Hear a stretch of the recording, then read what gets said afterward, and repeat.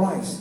Jesus has fulfilled the law, has fulfilled every requirement of the law so that the blessing of Abraham can fall upon you. Are you here?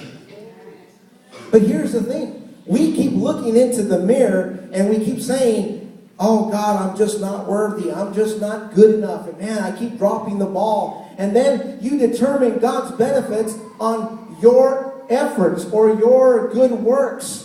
And then you put everything in perspective in terms of the law and how God is going to bless you. So you feel like, well, if I don't fix myself, then God isn't going to bless me. No. That's not the way it works.